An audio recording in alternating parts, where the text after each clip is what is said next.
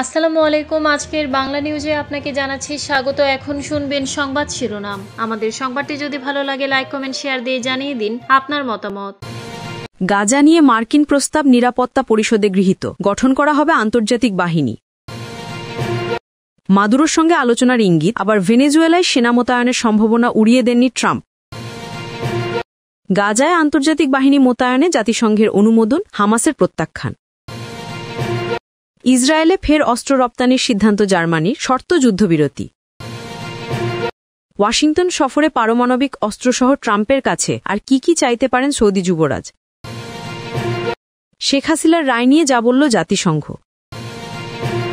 গাজা নিয়ে মার্কিন প্রস্তাব নিরাপত্তা পরিষদে গৃহীত, গঠন করা হবে আন্তর্জাতিক বাহিনী। গাজা যুদ্ধ শেষ করার জন্য প্রেসিডেন্ট ডোনাল্ড ট্রাম্পের প্রস্তাবিত পরিকল্পনাকে সমর্থন জানিয়ে যুক্তরাষ্ট্রের করা একটি খসড়া প্রস্তাবের পক্ষে ভোট দিয়েছে জাতিসংঘ নিরাপত্তা পরিষদ। গতকাল সোমবার গ্রহণ করা এ প্রস্তাবে গাজা উপত্যকার জন্য একটি আন্তর্জাতিক স্থিতিশীলতা বাহিনী গঠনের অনুমোদনও দেওয়া হয়েছে। গাজা নিয়ে ট্রাম্পের ২০ দফা পরিকল্পনার প্রথম ধাপ কার্যকর করতে গত মাসে সম্মত হয়েছে ইসরায়েল ও ফিলিস্তিনি স্বাধীনতাকামী সংগঠন হামাস। এ ধাপে ২ বছর ধরে চলা যুদ্ধ স্থায়ীভাবে অবসানের লক্ষ্যে যুদ্ধবিরতি প্রতিষ্ঠা করা এবং ইসরায়েলি জিম্মি ও ফিলিস্তিনি বন্দী বিনিময়ের কথা রয়েছে। এখন গাজায় একটি অন্তর্বর্তী প্রশাসন গঠনকে বৈধতা দেওয়া এবং যেসব দেশ সেখানে সেনা পাঠানোর কথা ভাবছে তাদের আশ্বস্ত করার জন্য নিরাপত্তা পরিষদের এ প্রস্তাব গ্রহণকে অত্যন্ত গুরুত্বপূর্ণ হিসেবে দেখা হচ্ছে। এদিকে নিরাপত্তা পরিষদের এ পদক্ষেপকে স্বাগত জানিয়েছেন প্রেসিডেন্ট ডোনাল্ড ট্রাম্প।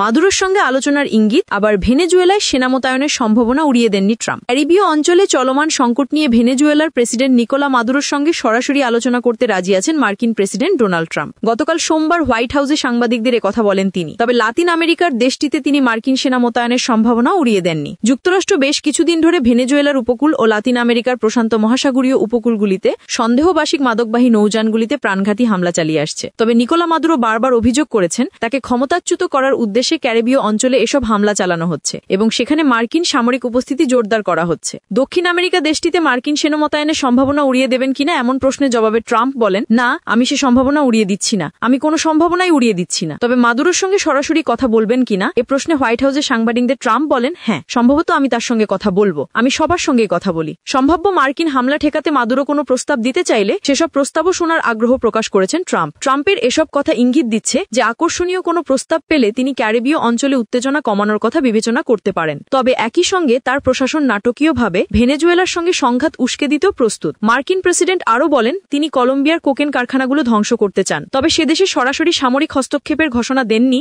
আল জাজিরার একটি প্রতিবেদনে বলা হয়েছে ওয়াশিংটন ও কারাকাসের মধ্যে কয়েক সপ্তাহ ধরে উত্তেজনা বৃদ্ধি পাচ্ছে। ট্রাম্প প্রশাসন ক্যারিবীয় সাগরে একের পর এক নৌযানে হামলা শুরু করলে এমন উত্তেজনা শুরু হয়। খুব সম্প্রতি প্রশান্ত মহাসাগরীয় অঞ্চলেও হামলা হয়েছে। ট্রাম্প প্রশাসনের দাবি যুক্তরাষ্ট্র অভিমুখী এসব নৌযানকে পাচারকারীরা মাদক পাচারের কাজে ব্যবহার করছে। গাজায় আন্তর্জাতিক বাহিনী মোতায়েনে জাতিসংঘের অনুমোদন, হামাসের প্রত্যাখ্যান।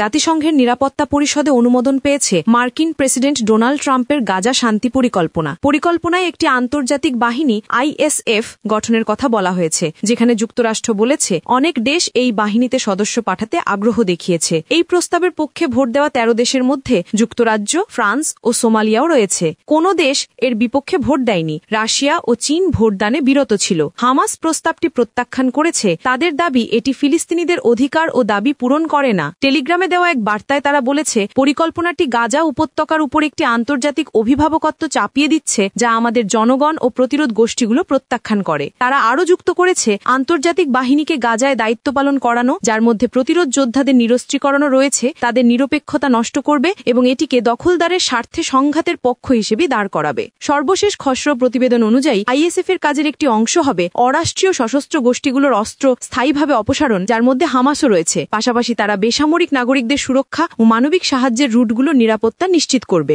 এতে হামাসকে তাদের অস্ত্র জমা দিতে হবে, যা ট্রাম্পের শান্তি পরিকল্পনা শর্তের মধ্যে পড়ে।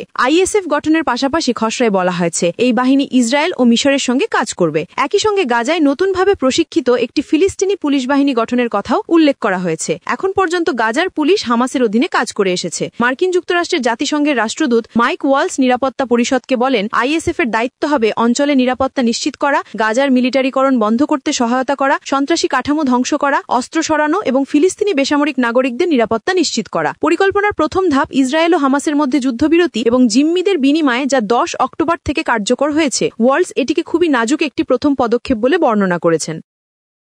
ইসরায়েলে ফের অস্ত্র রপ্তানির সিদ্ধান্ত জার্মানির, শর্ত যুদ্ধবিরতি। ইসরায়েলে অস্ত্র রপ্তানিতে নিষেধাজ্ঞা তুলে নেওয়ার ঘোষণা দিয়েছে জার্মানি। আগামী 24 নভেম্বর থেকে কার্যকর হওয়া এই সিদ্ধান্তে দেশটি ইসরায়েলে আবারও অস্ত্র পাঠানো শুরু করবে। তবে জার্মানি জানিয়েছে, এই সিদ্ধান্ত গাজা যুদ্ধবিরতি কার্যকর এবং বৃহৎ পরিসরে মানবিক সাহায্য প্রদানের উপর নির্ভর করবে। জার্মানি বলছে, গাজায় স্থিতিশীল যুদ্ধবিরতি ও সাম্প্রতিক কূটনৈতিক অগ্রগতি হওয়ায় নিষেধাজ্ঞা প্রত্যাহার করা হয়েছে। জার্মান সরকারের মুখপাত্র স্টেফান কর্নেলিয়াস বলেন, 10 অক্টোবর থেকে ইসরায়েল ও হামাসের মধ্যে যুদ্ধবিরতি কার্যকর, পাশাপাশি টেকসই শান্তির প্রচেষ্টা ও গাজায় মানবিক সাহায্য বৃদ্ধি পাওয়ার বিষয়টিও এই সিদ্ধান্তে প্রভাব ফেলেছে। তিনি জানান, প্রতিটি অস্ত্রের রপ্তানি অনুমোদন কেস টু কেস বা আলাদাভাবে যাচাই করে সিদ্ধান্ত নেবে বার্লিন। সরকারের আরেক মুখপাত্র জানান, ইসরায়েল ও হামাসের মধ্যে বর্তমান যুদ্ধবিরতি এই সিদ্ধান্তের মূল ভিত্তি। তিনি বলেন, আমরা প্রত্যাশা করি সংশ্লিষ্ট সব পক্ষ যুদ্ধবিরতি চুক্তি মেনে চলবে, বিশেষ করে যুদ্ধবিরতি বজায় রাখবে, যার অর্থ বৃহৎ পরিসরে মানবিক সাহায্য প্রবাহ অব্যাহত রাখতে হবে এবং পুরো প্রক্রিয়া যেন চুক্তি অনুযায়ী সুশৃঙ্খলভাবে এগোয় তা নিশ্চিত করতে হবে। এর আগে গাজা যুদ্ধের কারণে গত 8 August German chancellor Friedrich Merz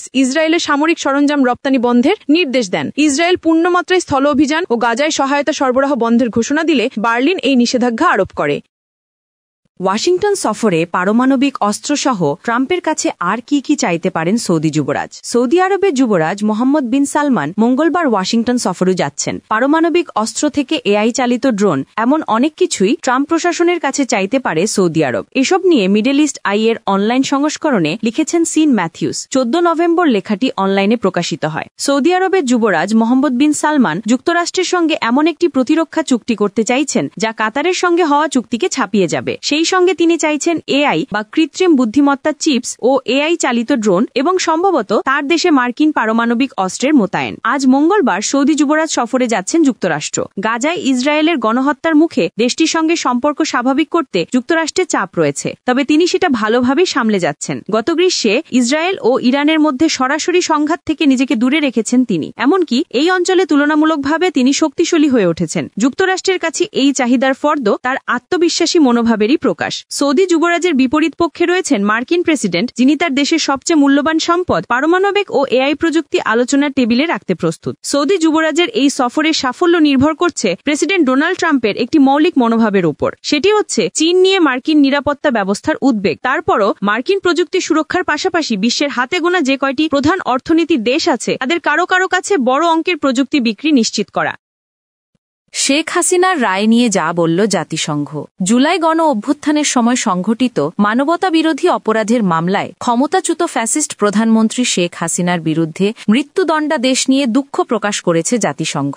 সোমবার রাতে জাতিসংঘের মানবাধিকার দফতরের মুখপাত্র রাবিনা শামদাসানি এক প্রতিক্রিয়ায় যে কোনো পরিস্থিতিতে মৃত্যুদণ্ডের বিরোধী অবস্থান তুলে ধরেছেন। মুখপাত্র রাবিনা শামদাসানি বলেন, ঢাকায় আন্তর্জাতিক অপরাধ ট্রাইব্যুনালে সাবেক প্রধানমন্ত্রী শেখ হাসিনা এবং সাবেক স্বরাষ্ট্রমন্ত্রীর বিরুদ্ধে মানবতা বিরোধী অপরাধের অভিযোগে রায় ঘোষণাটি গত বছর বিক্ষোভ দমনে সংঘটিত গুরুতর লঙ্ঘনের শিকারদের জন্য একটি গুরুত্বপূর্ণ মুহূর্ত। মানবাধিকার দফতরের মুখপাত্র বলেন, 2025 সালে ফেব্রুয়ারিতে আমাদের তথ্য উপাত্ত ভিত্তিক প্রতিবেদন প্রকাশের পর থেকে আমরা দায়ীদের, বিশেষত নেতৃত্বের এবং কমান্ডের অবস্থানে থাকা ব্যক্তিদের আন্তর্জাতিক মান অনুসারে জবাবদিহির আওতায় আনার আহ্বান জানিয়ে আসছি। আমরা এও জোর দিয়ে বলেছি, ভুক্তভোগীদের কার্যকর প্রতিকার এবং ক্ষতিপূরণের সুযোগ থাকতে হবে।